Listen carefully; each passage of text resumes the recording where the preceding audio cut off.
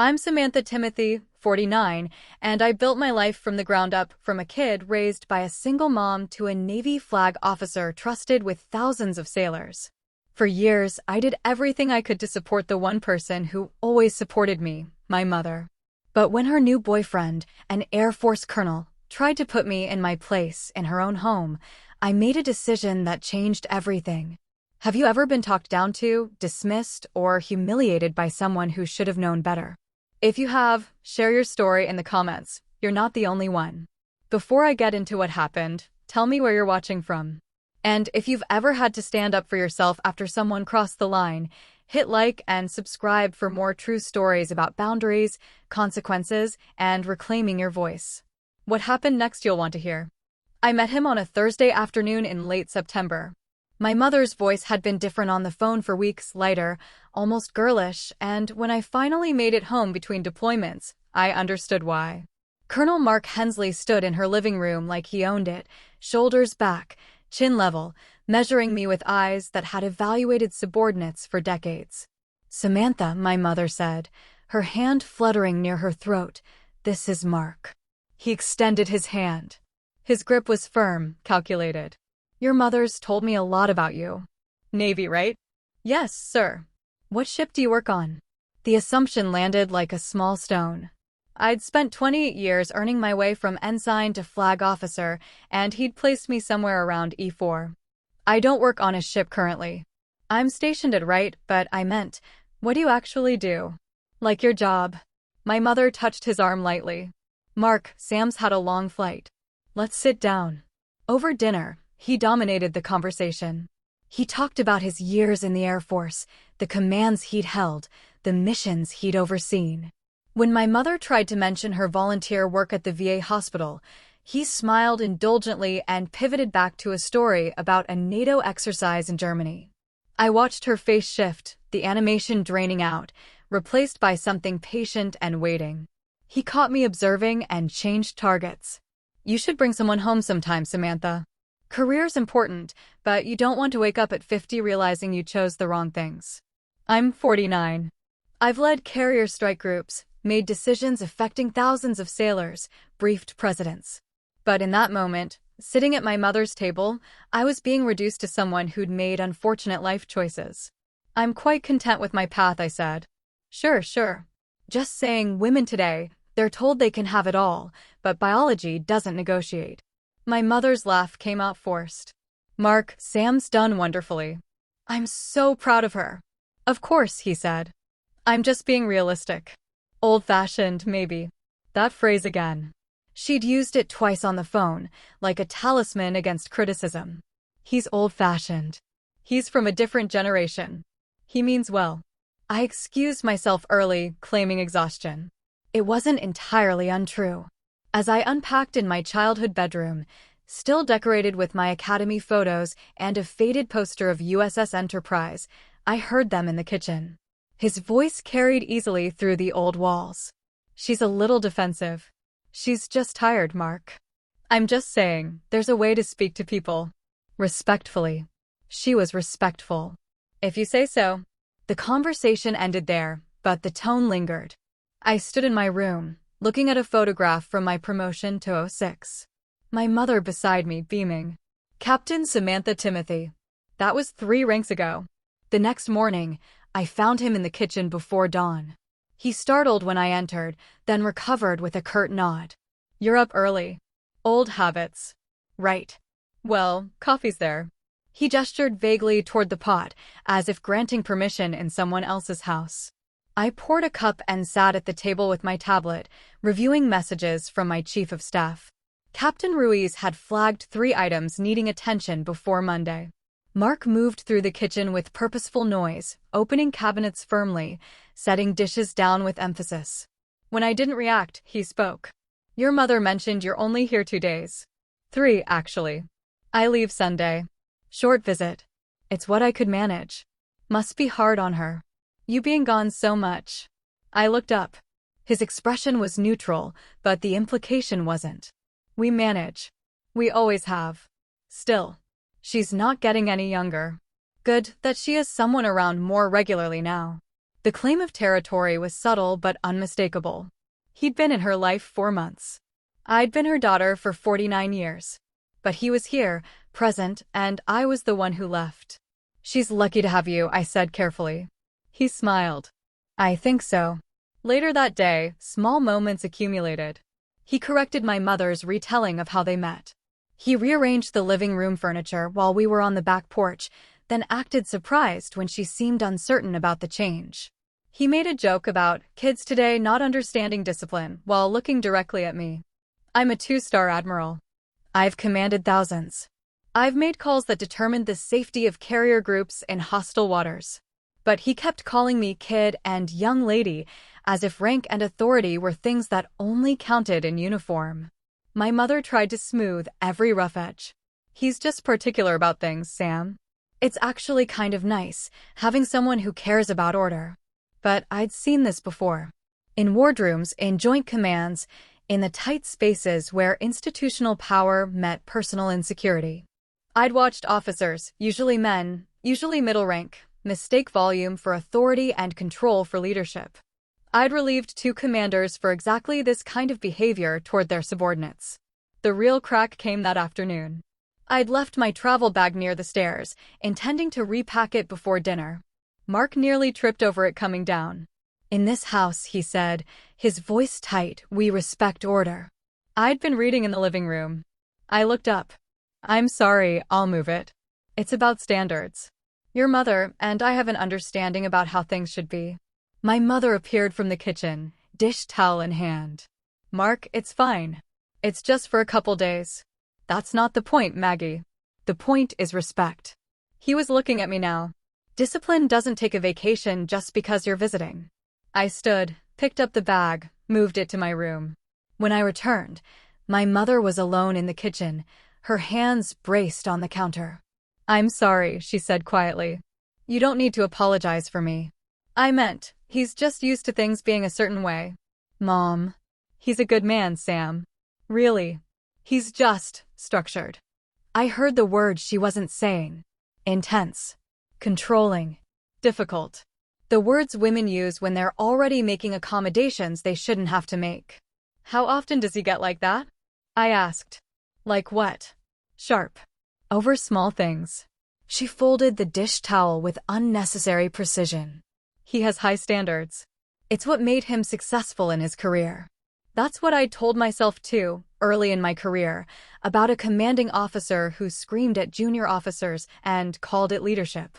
It took a formal complaint and an IG investigation before anyone called it what it was. "High standards don't require raised voices," I said. She didn't answer. She didn't need to. That night, lying in my childhood bed, I thought about the distance between authority and respect. About how easy it is to confuse the two when you're used to being obeyed.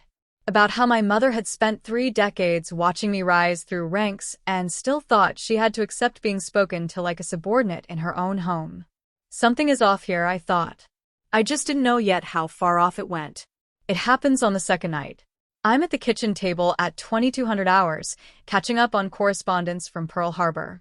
My chief of staff needs decisions on 3 personnel matters before I return. The house is quiet. My mother went to bed an hour ago, exhausted from trying to keep conversation light through another tense dinner. Mark appears in the doorway. He's changed into civilian clothes, but he still moves like he's in uniform, spine straight, steps measured. He stops when he sees me, and something crosses his face. Irritation. Maybe more. "Porch light still on," he says. I glance toward the window. "Oh. I can turn it off." "Your mother left it on again." I've asked her about that. I don't respond. It's not my argument to join.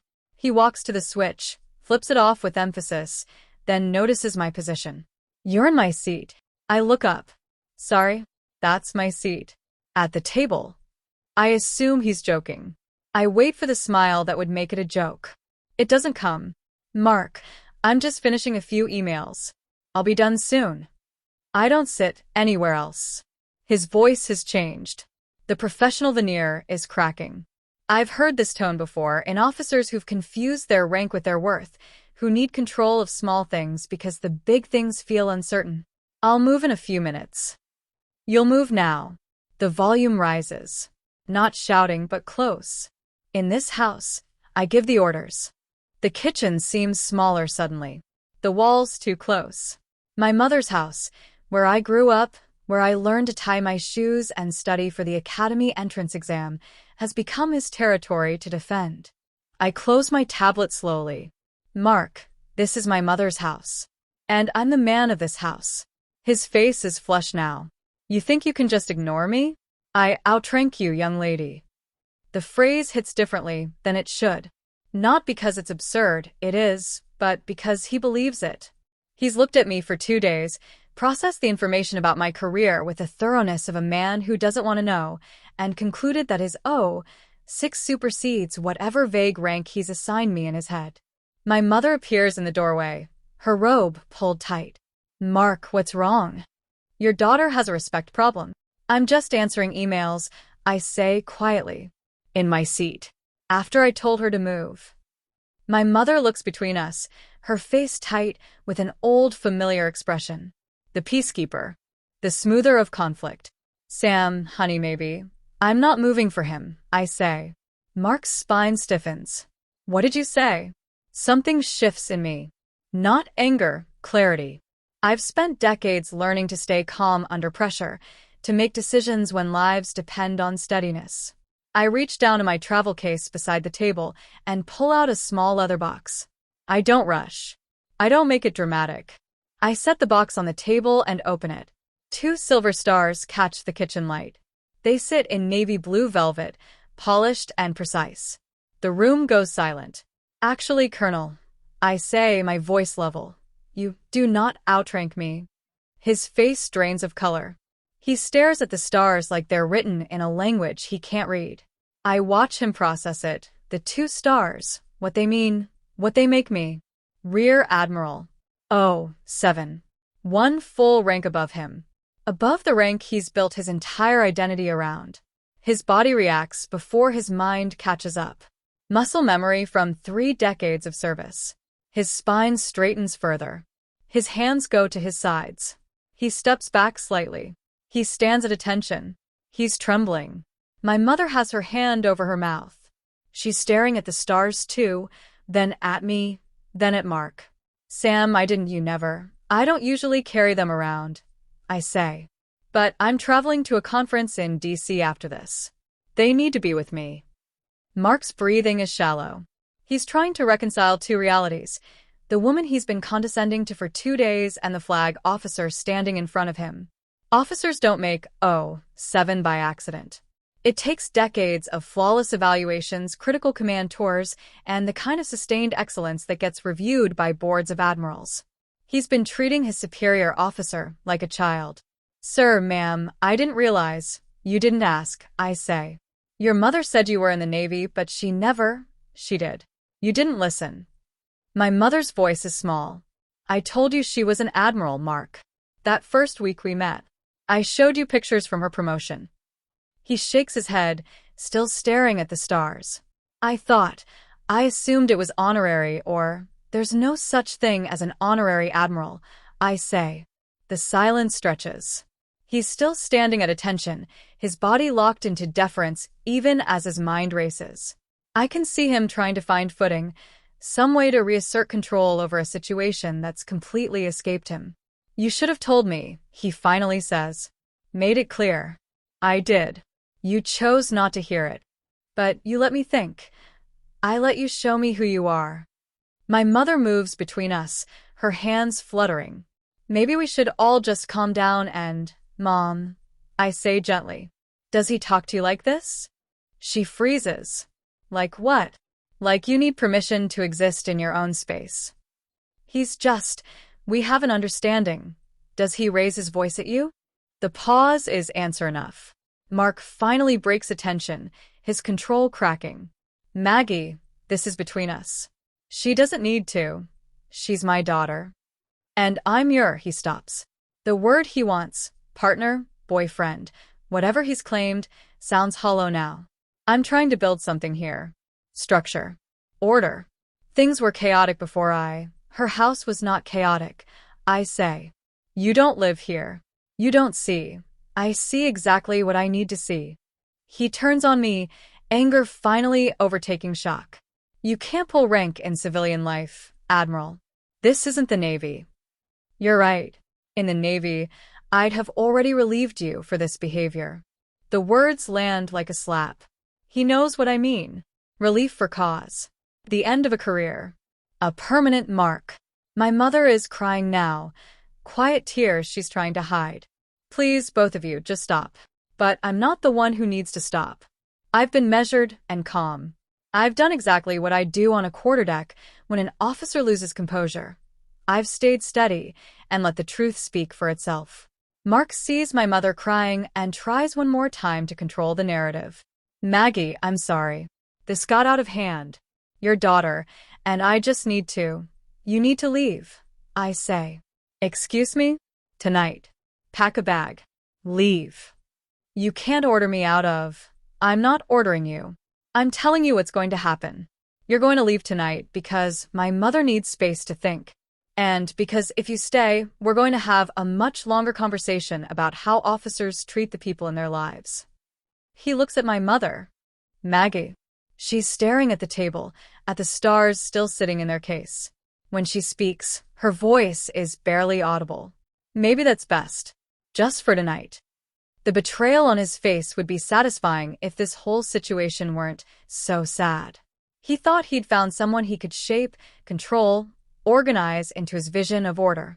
Instead, he's found someone who raised a woman who will not let her be diminished. He leaves without another word. We hear him upstairs, moving with angry efficiency. A door slams. Footsteps on the stairs. The front door closes with controlled force, not quite a slam, but close. My mother and I sit in silence. After a long moment, she reaches out and touches the edge of the star case. 2 stars, she whispers. When did you? 18 months ago. I tried to tell you about it, but we kept missing each other on the phone, and then Mark was always there when we talked, and I'm so proud of you, she says. Then she starts crying in earnest, and I realize this isn't about pride. It's about everything else. Relief, maybe. Or shame. Or the complicated grief of recognizing you've been accepting things you shouldn't have accepted. I close the star case and push it aside. Then I take my mother's hand, and we sit together in her kitchen, in the house where she raised me to be strong, while somewhere down the road a colonel tries to understand how badly he's miscalculated everything. My mother raised me on scrambled eggs and resilience. We lived in a modest 2-bedroom house in Virginia Beach, close enough to Norfolk that you could hear carrier horns on quiet mornings. My father left when I was 3, an engineer who decided stability wasn't for him, and after that it was just us. Mom worked double shifts as an ER nurse, picking up overtime whenever she could. I learned to microwave dinner and do homework at the nurse's station when childcare fell through. She never complained. Not once. When I came home with a brochure for the Naval Academy at 15, convinced I'd never get in, she sat down with me at this same kitchen table and helped me plan. We mapped out my coursework, found a math tutor she couldn't really afford, and practiced interview questions until I could answer them in my sleep. You're going to do this, she said. Not because you have to prove anything to anyone, but because you want it, and wanting something badly enough is half the battle. I got the appointment. She drove me to Annapolis in our aging Honda, crying the whole way, but smiling through the tears. At every promotion ceremony after that, ensign, lieutenant, commander, captain, she was there. Sometimes she had to trade shifts or take red-eye flights, but she was there. No one could outrank my daughter, she used to joke. I'd have to date an admiral just to keep up. It was funny then. A running gag between us. She'd been single for so long, throwing herself into work and my career, that dating seemed like a distant hypothetical. The years stacked up. I made 4 at 35, 5 at 40, 6 at 44. Each promotion meant more responsibility, longer deployments, less time at home. My mother kept working until retirement at 65, then threw herself into volunteer work at the VA hospital. We talked on the phone twice a week, Sunday mornings and Wednesday evenings, scheduled around time zones and duty rotations. How are you, Mom? Fine, honey. Busy. The hospital needs volunteers for the new PTSD wing. Are you taking care of yourself? Of course. Are you? But I worried. She was alone in that house, aging in ways I could only track through phone calls. Her voice got a little softer each year, a little more tired. When she mentioned Mark 6 months ago, I felt relief mixed with caution. I met someone, she said, her voice careful. At the hospital. He volunteers too. He's former Air Force. A colonel. That's wonderful, Mom. He's very nice. Structured, you know? He has his routines. But he's been a good companion. The word caught my attention. Not boyfriend. Not partner. Companion. Like she was describing a pleasant acquaintance, not someone she was building a life with. Does he make you happy? Yes. I think so. It's just nice to have someone around. Over the following months, the pattern continued. She'd mention Mark, always with qualifiers. He's very organized. He likes things a certain way. He's old-fashioned. She never said he made her laugh. Never said he surprised her or challenged her or made her feel seen. I should have paid more attention. I should have heard what she wasn't saying. The signs were there. The way she started phrases with Mark thinks or Mark prefers. The way our calls got shorter when he was around. The slight tension in her voice when I asked direct questions. But I was in the middle of a critical command tour, managing a carrier strike group through deployment rotations, and I told myself my mother was a grown woman who could make her own choices. She'd survived decades alone. She'd raised a flag officer. She didn't need me second-guessing her relationship. Except now, sitting in her kitchen at 0200 hours, after Mark has left and the house has finally gone quiet, I see it clearly. She'd spent 30 years being strong for me, working overtime, sacrificing, pushing me toward a dream that took me away from her again and again. And when she finally had space to want something for herself, she'd chosen someone who made her feel like she needed taking care of, even if that care came with conditions. I thought he was stable, she says quietly. We're still at the table, cold coffee between us. After the academy, after watching you deal with all that military structure, I thought dating someone from that world would make sense. Someone who understood. Understanding the military doesn't make someone a good partner. I know that now. When did it start? The controlling behavior? She looks down at her hands. Small things at first. He'd rearrange my kitchen cabinets because they weren't logical. He'd critique how I organized my day, said I wasted time on inefficient routines. I told myself it was helpful, that maybe I had gotten set in my ways. Mom. Then he started commenting on other things. How I dressed. How I spoke to people. He said I was too soft with the volunteers at the VA, that people took advantage because I didn't set firm boundaries. I think about Mark's face earlier tonight. The way he'd spoken to her like she was a subordinate who needed correcting. How natural it had seemed to him. Did he ever? He never hit me, she says quickly. Nothing like that. Just words. Volume. That look he gets when something isn't how he wants it. I've relieved officers for less. For creating hostile environments. For using rank to intimidate. For mistaking fear for respect. You don't have to accept that, I say. I know. I do know. But Sam, I was lonely. After you made Admiral, after I retired, I just felt so small. Like I'd spent my whole life being someone's mother or someone's nurse, and I didn't know who I was beyond that. And then Mark showed up and paid attention to me, and I thought that was enough. The confession breaks something open in me. All those years of deployments, of putting career first, of calling twice a week like that was sufficient. I'd been so focused on rising through ranks that I'd missed my mother shrinking in the spaces I'd left behind. I'm sorry, I say. I should have been here more. Don't. This isn't your fault. I'm proud of what you've done. So proud. You've achieved things I couldn't even imagine. But you were alone. And I made a bad choice about how to fix that. She finally meets my eyes. Thank you for seeing it. For not letting me pretend it was okay. We sit in silence for a while. Outside, morning is coming, the sky going from black to deep blue. In a few hours, this house will fill with daylight and decisions. But right now, in this quiet moment, I think about the cost of authority. I've spent my career learning to lead, to make hard calls, to see clearly when others can't or won't. But I never thought I'd have to use those skills to see what was happening to my own mother. We'll figure this out, I say. She nods, wiping her eyes. I know, but I can see she doesn't quite believe it yet. She's spent 4 months accommodating Mark's version of order. It'll take more than one night to remember what her life looked like before she lets someone else define it. I think about the stars in their case, still sitting between us. Symbols of authority I've earned through decades of service. But the real authority, the kind that matters, is the clarity to see truth even when it's uncomfortable. Especially when it's uncomfortable. Especially when the person who needs protecting is the woman who taught you to be strong in the first place. Morning comes too quickly. I wake at 0600 to the sound of someone moving through the house. For a moment, I forget where I am. The childhood bedroom feels unfamiliar after years of BOQ rooms and flag quarters. Then I remember Mark, the confrontation, my mother's face as she finally admitted what she'd been accepting. I find her in the kitchen, already dressed, making coffee with the careful movements of someone who didn't sleep.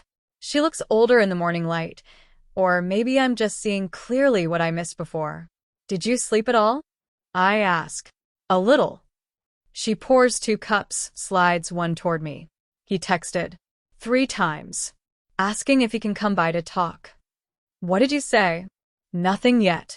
She sits down, wrapping both hands around her mug. I don't know what to say. We're still sitting there when we hear a vehicle in the driveway. My mother's face tightens. I told him not to come. But she hadn't told him. She'd just not responded. And to Mark, silence probably felt like an opening. He lets himself in with a key I didn't know he had. He stops in the kitchen doorway when he sees us both. He's in uniform, flight suit, crisp and correct, and I realize this is calculated. The uniform as armor, rank as defense. Maggie, he says. We need to talk. She told you not to come, I say. I'm talking to Maggie, not you. My mother stands slowly. Mark, maybe this isn't the best time. When would be a good time? After your daughter finishes poisoning you against me? The accusation sits heavy in the small kitchen. He's reframed the entire situation in his mind overnight. I'm the problem, not his behavior. Classic deflection from someone who can't accept accountability. No one's poisoning anyone, my mother says.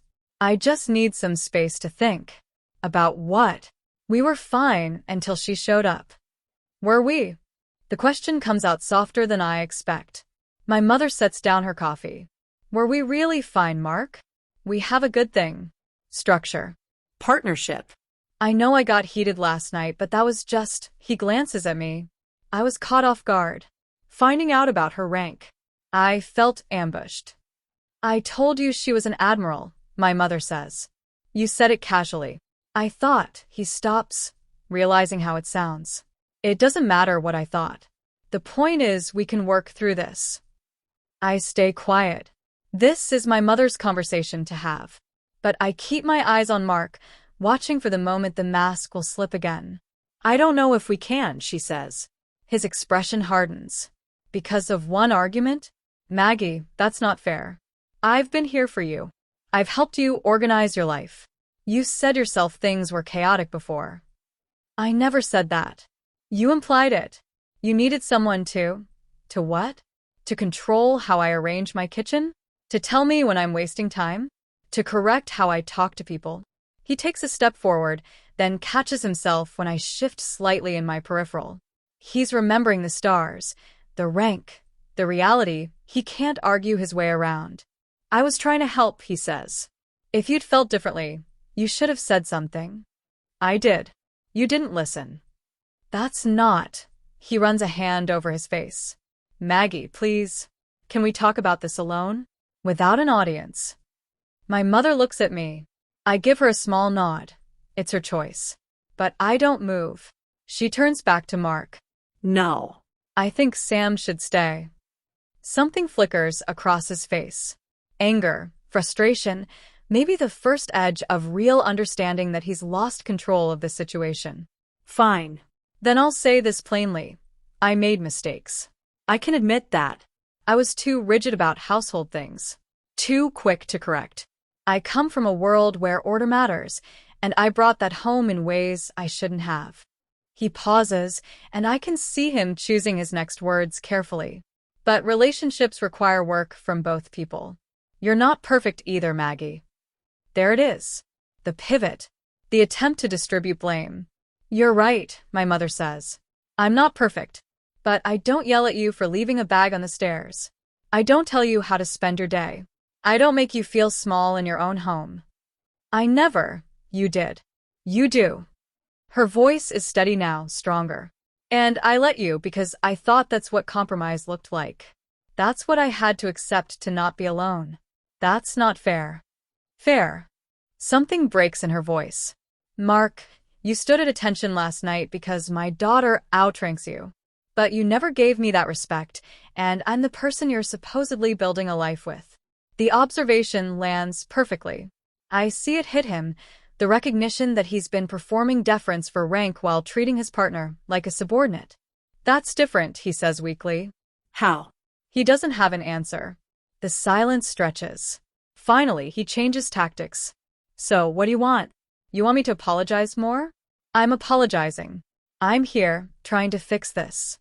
I want you to move out, she says. The words come out soft but final. He stares at her like she's speaking a foreign language. Move out. Yes. I need time. Space.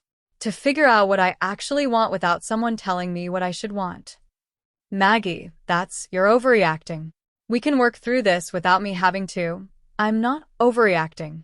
Her voice doesn't rise, but something in it makes him stop talking. I'm finally reacting the right amount. I should have said this weeks ago. He looks at me, as if I might intervene. When I don't, he tries one more time. This is what she wants. Your daughter.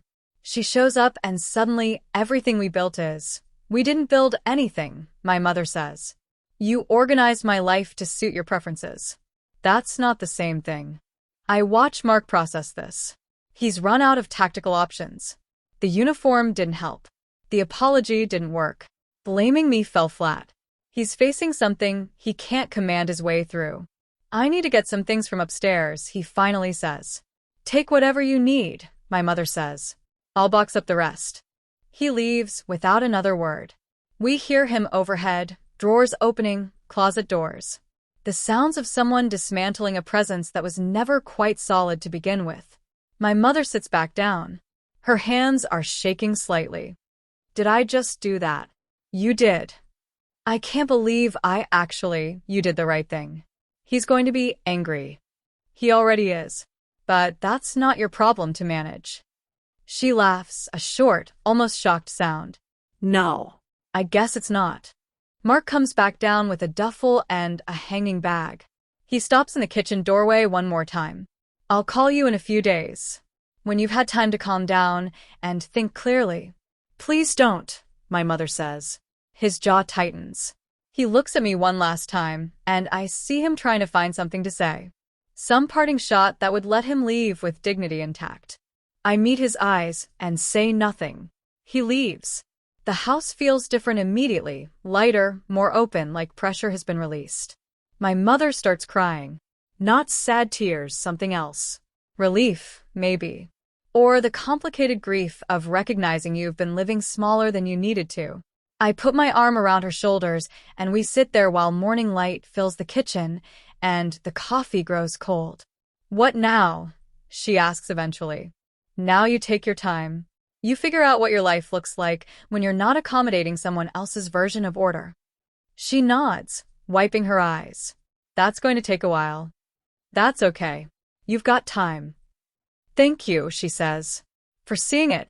For not letting me pretend. That's what daughters are for. She laughs again, more genuinely this time. I thought daughters were supposed to call on Sundays and send birthday cards. I can do that too.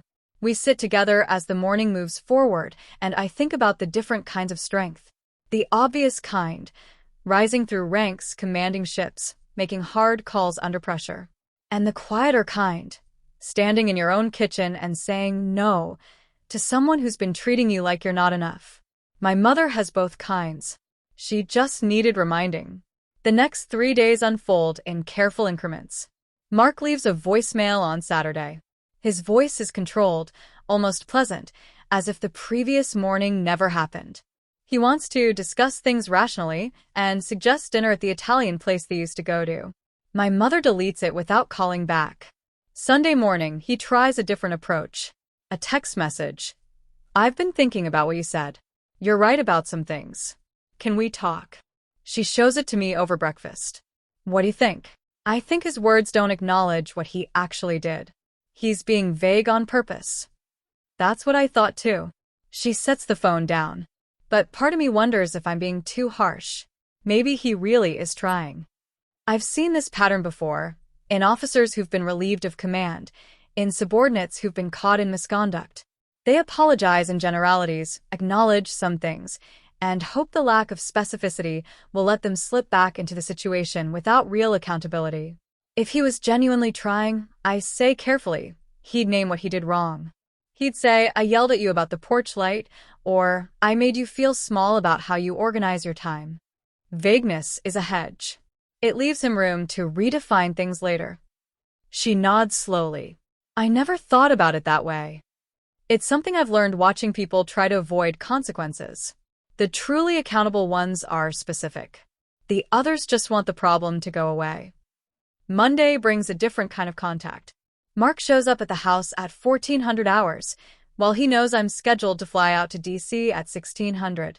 My mother and I are in the living room, organizing belongings he'd rearranged, when we hear his truck. I'll handle this, I say, standing. Sam, you don't have to, I know. But I'm going to. I meet him at the door before he can knock. He's in civilian clothes this time, khakis and a button-down, carefully neutral. He stops when he sees me. I need to talk to Maggie. She doesn't want to see you right now. That's for her to say, not you. She already said it. Multiple times. His jaw tightens. You've turned her against me. I didn't have to. You did that yourself. You don't know what our relationship was like before you showed up for 2 days and decided to judge. I know what I saw. I know what she's told me. That's enough. He leans forward slightly, not quite aggressive, but testing boundaries. You're used to giving orders, Admiral. But you don't have authority here. You're right. I don't. But my mother does. And she told you to give her space. I just want to. No. The single word stops him. I've used this tone with subordinates who've pushed too far, with commanders who've needed a hard line drawn. It's not loud. It's not emotional. It's just final. He stares at me for a long moment. I can see him calculating, weighing options, trying to find an angle. Finally, he steps back. Tell her I came by, he says. I will. He leaves. I watch until his truck disappears down the street, then go back inside. My mother is standing in the hallway, her arms wrapped around herself. Thank you. You could have done that yourself. I know. But it felt good to have backup. That afternoon, I help her with practical things. We change the locks. She'd given Mark a key after 2 months, and she doesn't want him walking in unannounced again. We update her emergency contacts, removing his name. We call the VA hospital to change her volunteer schedule, shifting to days when he won't be there. Small things. Concrete things. The kind of details that make moving on feel possible instead of abstract. Over dinner, she asks me about my command. For the first time in months, we talk about my work without rushing through it. I tell her about my chief of staff, Captain Ruiz, who's been essential in managing our current readiness cycles. About Senior Chief Tate, who has a gift for reading junior sailors and knowing when they need mentorship versus discipline. You're good at this, she says. Leading people. I learned from watching you. She looks surprised. Me? You raised me while working full-time. You managed an ER during staffing shortages. You never made people feel small, even when you were exhausted. That's leadership. She's quiet for a moment. I never thought of it that way. You should. Later that night, I find her going through photo albums. Pictures of me at the academy, at my commissioning, at various promotions. She stops at one from my 06 ceremony, her standing next to me, beaming, while I had Captain's eagles pinned to my collar. "I was so proud that day," she says. "I kept thinking about all the nights you studied at the kitchen table. All the times you wanted to quit and didn't. You wouldn't let me." No. I wouldn't. She closes the album. I forgot that about myself. That I used to be the person who didn't accept giving up. You're still that person. You just had a setback. A setback named Mark. A setback named Mark. I agree. She laughs, and for the first time since I arrived, it sounds genuine. Not forced or polite, but real. The next morning, I'm packed and ready for my flight. My mother walks me to the door, and we stand there for a moment, neither of us quite ready to let go. "You're going to be okay," I say. "I know. But if you're not, if he escalates or makes you uncomfortable, I'll call. I promise." I hug her, feeling how small she's gotten. Or maybe I just never noticed before. "I love you, Mom." "I love you too. Thank you for," she pauses, "for being strong enough to see what I couldn't. You saw it. You just needed permission to acknowledge it." She nods. "Go lead your sailors, Admiral." I drive away watching her in the rearview mirror, standing in the doorway of her house, looking more solid than she had 3 days ago. Not healed, not finished processing, but standing. At the airport, I check my messages. One from Captain Ruiz about a readiness review. One from Senior Chief Tate about a personnel issue. And one from a number I don't recognize. It's Mark. "I know you think you helped her, but you made things worse. She was happy before you interfered. I hope you're satisfied." I delete it without responding. I've relieved officers for less than what Mark did. For creating toxic commands. For treating people as obstacles instead of human beings. For confusing authority with control. But this wasn't my command to oversee. This was my mother's life to navigate. I just happened to be there when she needed someone to see clearly. And now she's doing the hard work herself. The work of rebuilding trust with her own judgment, of remembering who she was before she tried to make herself smaller to fit someone else's version of order. As my flight takes off, I think about leadership again. The difference between commanding and controlling. Between authority and respect. Mark will probably never understand that difference. But my mother's starting to. And that's enough. The days settle into a rhythm from a distance. I return to my command, diving back into the demands of managing strike group logistics and fleet readiness. But I call my mother every evening now, not twice a week. Short conversations, mostly, how her day went, what she's doing with her time, whether Mark has made contact. For 2 weeks, there's silence from him. My mother starts to relax. She rearranges the living room back to how she had it before he moved things. She leaves lights on without thinking about it. She takes up watercolor painting, something she'd mentioned wanting to try, and he dismissed as wasteful. "I'm terrible at it," she tells me on a Tuesday night, laughing. "But I don't care. It's just nice to do something, because I want to." Then week 3, the messages start again. First, an email. Long. Rambling, full of self-reflection that somehow never quite names what he did wrong. He talks about communication styles and different expectations and learning to compromise. He says he's been doing the work and wants a chance to show her he's changed. My mother forwards it to me. "What do you think?" I read it twice, looking for accountability. For specifics. For anything that suggests genuine understanding. I don't find it. "I think he's telling you what he thinks you want to hear," I say. "But I also think you don't need my opinion. What does your gut tell you?" She's quiet for a moment. "That it sounds right but feels wrong." "That's your answer." She doesn't respond to the email. Next comes a text from a mutual friend, someone from the VA hospital. Mark has been asking about her, saying he's worried, implying she's not acting like herself. The friend, well-meaning, suggests my mother reach out to him. He seems really torn up about things. My mother calls me about this one. Am I being cruel? Should I at least talk to him? Do you want to? No. But I keep thinking maybe I owe him a conversation. Closure or whatever. I choose my words carefully. You don't owe anyone access to you. Not even for closure. especially not someone who made you feel like you had to earn peace in your own home. But what if he really is changed? Then he'll demonstrate that through respect for your boundaries, not by going around them. She deletes the text. Week 4 brings the escalation I'd been expecting. Mark shows up at the VA hospital during her volunteer shift. The coordinator calls me because my mother listed me as her emergency contact, professional courtesy, officer to officer. Your mother's fine, the coordinator says. But there was an incident. Her ex-boyfriend showed up, insisted on talking to her. She asked him to leave. He made a scene. Security escorted him out. Is he banned from the facility? We're working on that. But I wanted you to know. I call my mother immediately. She's shaken but trying to downplay it. It wasn't that bad. He just got loud. I'm fine, Mom. Really, Sam? I handled it. I told him to leave, and he eventually did. After security got involved. Well, Yes. I think about my next move carefully. I'm 2,000 miles away, in the middle of managing a carrier strike group preparing for deployment. I can't drop everything and fly back. But I also can't leave this alone. I'm going to make a call, I say. Just a precaution. To who? Someone who can make sure this doesn't happen again. I reach out through official channels, flag officer to flag officer. A quick conversation with a colleague who has connections at Mark's base. Not a formal complaint, just a quiet word. The kind of professional courtesy that happens when someone's personal behavior starts bleeding into professional reputation. He's got a temper issue, I say.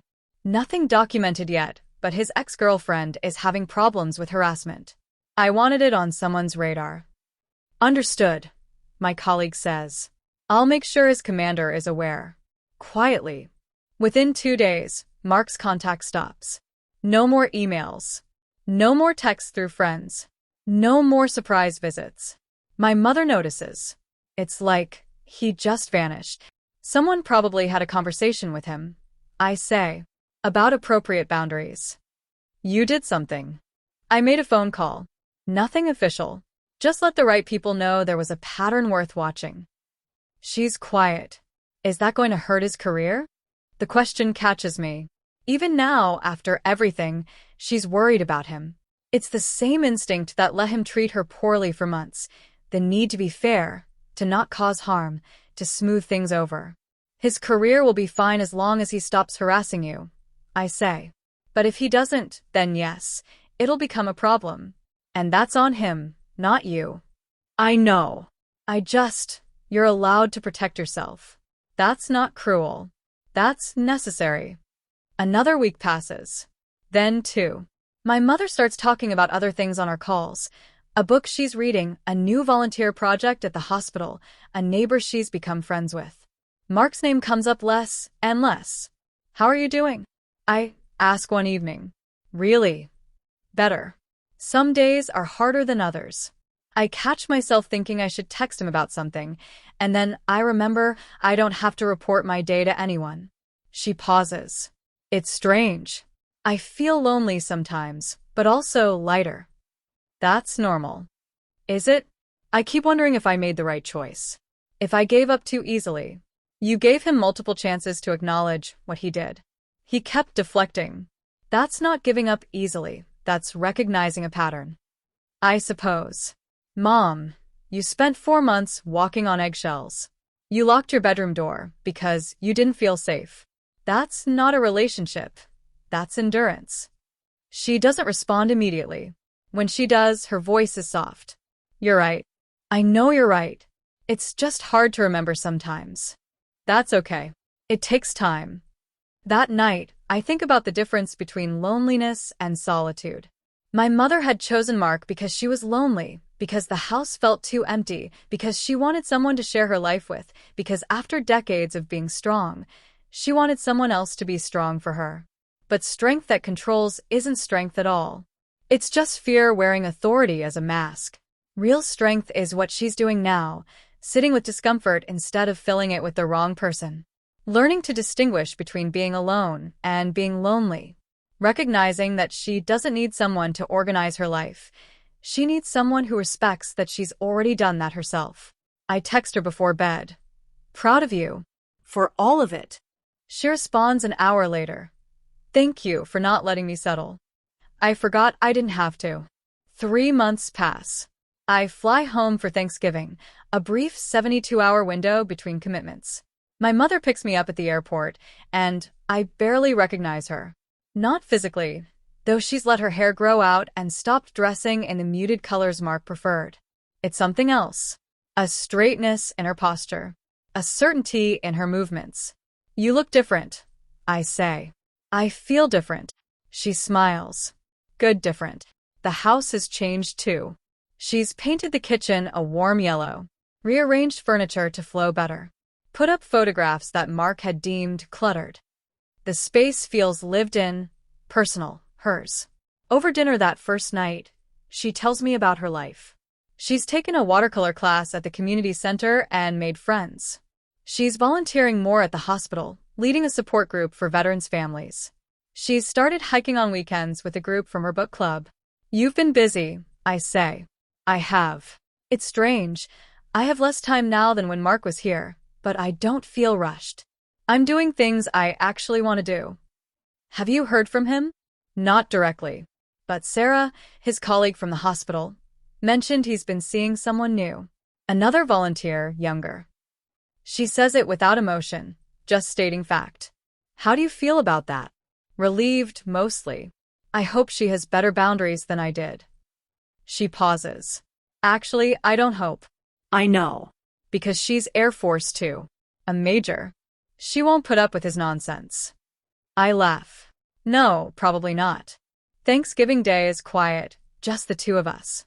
We cook together, working in the comfortable rhythm we developed when I was young. She tells me stories about her support group, the family she's helping, the progress they're making, how rewarding it is to use her nursing skills in a different way. I forgot how much I love this work, she says. When I was with Mark, everything felt like it had to be productive or efficient. There was no room for things that were just meaningful. You seem happy. I am. I'm also learning it's okay to not be happy sometimes. That I don't need to perform contentment for anyone. That night, I find her in the living room, looking through old photo albums again. She stops at a picture from my change of command ceremony when I made 07, the day I got my stars. She's standing next to me in that photo, and I can see the pride in her face, but also something else. Exhaustion, maybe. Or loneliness she was trying to hide. I was already with Mark when this photo was taken, she says. I remember being so proud of you, but also thinking about getting home to him. Making sure I wasn't gone too long. He'd said he was fine with me traveling to Norfolk for your ceremony, but I knew he'd be counting the hours. I never knew that. I didn't want you to. Your day should have been about you. She closes the album. But looking at this now, I can see it in my face. The tension. The divided attention. I was already making myself smaller, and didn't even realize it. You're not anymore. No. I'm not. Friday afternoon, we go for a walk through the neighborhood. It's cold but clear, the kind of November day that makes everything sharp and vivid. My mother points out houses, tells me who lives where, shares small pieces of community she'd stopped noticing when Mark was around. Mrs. Chen 2 doors down lost her husband last year, she says. She's been struggling. I started bringing her dinner once a week. We sit and talk. Mark used to complain that I spent too much time on other people's problems. That's what nurses do. That's what humans do. Or should anyway. We walk in silence for a while. Then she asks, do you ever worry about ending up like him? Using your rank to control people? The question surprises me. Sometimes. That's why I watch for it. How? I listen to my senior enlisted. They'll tell me if I'm losing perspective. And I remember that every sailor on my ships is someone's kid. Someone's parent. Someone who deserves respect regardless of rank. She nods. Mark forgot that. Or maybe never learned it. He thought respect and obedience were the same thing. A lot of officers make that mistake. But you didn't. I try not to. But I have good people around me who keep me honest. That night, she makes hot chocolate, something she used to do when I was studying for exams. We sit in the kitchen with our mugs, and she asks me about my work. Really asks, wanting details instead of just the broad strokes. I tell her about the challenges of modern naval operations, the balancing act between readiness and resources, the weight of knowing thousands of sailors depend on my decisions. She listens without trying to fix or advise, just receiving the information with the kind of attention I rarely get. "You're good at this," she says finally. "Not just the Navy stuff. The people part. You see them. I learned from you. You keep saying that, because it's true. You saw me when I was a kid figuring out what I wanted. You saw me when I was struggling at the academy. You saw me at every promotion, every milestone. You taught me that seeing people, really seeing them, matters more than any other skill." She's crying softly. I forgot how to see myself. For a while there, I only saw myself through Mark's eyes. And in that version, I was always falling short. But you're not. No. I'm not. She wipes her eyes. Thank you for reminding me. For standing in that kitchen with your stars and saying no when I couldn't say it myself. We sit in silence and I think about authority again. The kind that commands versus the kind that empowers. Mark had wanted my mother to be a subordinate in their relationship, someone to follow his systems, adopt his preferences, fit into his vision of order. He'd confused leadership with control. But real leadership makes space for people to be themselves. It sees their potential and helps them remember it when they forget. I didn't come home to command my mother's life. I came home to help her remember she'd always been capable of commanding her own. I returned to duty Sunday evening, flying back to my command with the satisfaction of seeing my mother genuinely happy. But even at distance, I can see her continuing to rebuild. She calls me the following Wednesday, excited. I join a pottery class. And before you say anything, yes, I know I already do watercolors. But I wanted to try something with my hands. Something tactile. That sounds great, Mom. Mark would have said it was frivolous. Too many hobbies. Good thing Mark doesn't get a vote. She laughs. No. He really doesn't. Over the following weeks, I watch her transformation continue through our regular calls. She mentions planning a trip to visit her sister in Colorado, something she talked about for years but never did because Mark didn't like traveling. She's been hiking every weekend, building stamina for mountain trails. She sounds vibrant in ways I haven't heard since before my father left. Then, in mid-December, she calls with news. I ran into Mark today, at the grocery store. My hand tightens on the phone. What happened? Nothing dramatic. He was polite. Formal. He asked how I was doing and I said fine. He mentioned he's being reassigned, something about a position at the Pentagon. I said congratulations. We talked for maybe 3 minutes, and then we went our separate ways. How did you feel? Relieved. I thought I'd be nervous or angry, but I just felt nothing. He was just someone I used to know. She pauses. Is that normal? To feel so detached from someone who took up so much space in my life. Completely normal. It means you've processed it. He looks smaller, she says. I don't mean physically. Just diminished somehow. Like without someone to control, he didn't know what to do with himself. I think about that observation. Mark built his identity around authority, military rank, household rules, the structure that made him feel secure. Strip that away, and what's left? Someone who never learned that real strength doesn't require anyone else to be weak. I'm glad it was uneventful, I say. Me too. Though I did notice something. He was buying frozen dinners and pre-made salads. Lots of them. I thought about all the meals I used to make, how he'd critique the portions or the timing. And I realized he wasn't teaching me about nutrition or efficiency. He was just making me feel inadequate, so I'd work harder to please him. That's exactly what he was doing. I can't believe I fell for it. Don't do that. Don't blame yourself for someone else's manipulation. She's quiet. You're right. I'm working on that. My therapist says the same thing.